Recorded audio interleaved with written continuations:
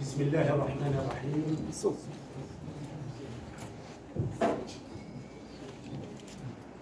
بسم الله الرحمن الرحيم، وصلى الله وسلم على أشرف المرسلين. أولا وبادئ ذي أود أن أرحب بكم في إطار هذه الندوة الصحفية الإعلامية التي كما قلت قبل قليل تأتي في ظل احتفال الشعب المغربي بذكرى المسيرة الخضراء المظفرة وذكرى عيد الاستقلال المجيد.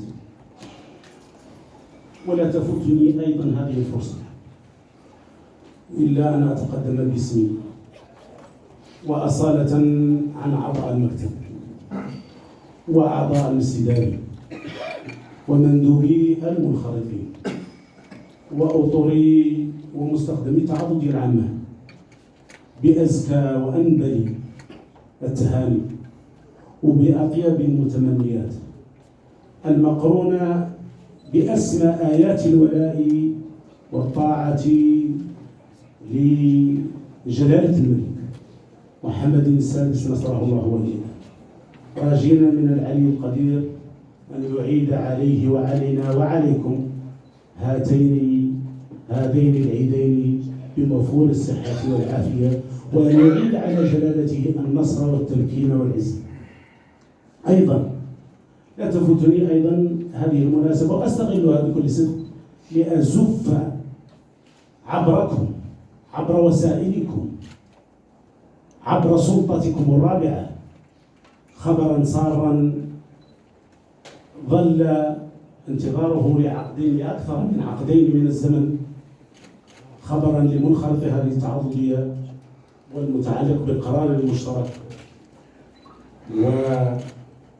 والصادر عن السلطات الوصاية والمضمن والمتعلق بالتعديلات المدخل على النظام الأساسي للصندوق التكميلي عند الوفاة. وفي الحقيقة أن هذه الندوة تعتبر وأعتبرها محطة ضمن محطات اللقاءات المباشرة التي باشرناها منذ مدة غير بعيدة بمدن الداخلة، فاس، الخميسات، راشدية، الجديدة، مراكش وغدير، على أن شاء الله ستعمم على باقي مدن المملكة العلوية الشريفة، وذلك بهدف تسليطي إلى أن هذه كما قلت محطة ولكن بنكهة خاصة، والهدف منها هو تسليط الضوء على مضامين هذا القرار وعلى جعل الرأي العام عامة عموما والمنخرط خصوصا في صلب الموضوع وفي صلب الجديد المتعلق بهذا القرار الذي سيعود بالنفع وبالامتياز وبالقيمة المضافة على القوة الشرائية والقدرة الشرائية للمنخرط.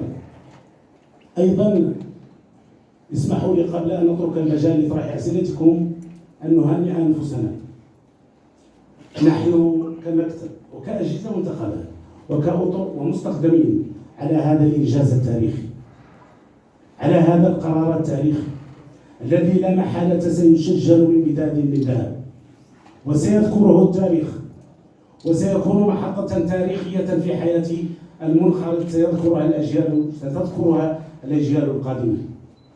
وبهذه المناسبة أيضا لا يمكنني إلا أن أتوجه بالشكر والعرفان والتقدير لسلطات الوصاية من وزارة الاقتصاد والمالية ومن مديرية الحماية الاجتماعية بوزارة الصحة ومن هيئة التأمينات والاحتياط الاجتماعي لإيمانها سلطات الوصاية لإيمانها بمشروعنا الإصلاحي التنموي في إطار الورش التعاضدي، والذي ينعكس إيجابا على جميع الخدمات المقدمة من تجويدها وتحسينها لفائدة المنخرطين وذوي الحقوق. والسلام عليكم والكلمة لكم. أشكر الإخوة والأخوات الصحفيين والصحفيات عند طرح السؤال ذكر المنبر والاسم. شكرا.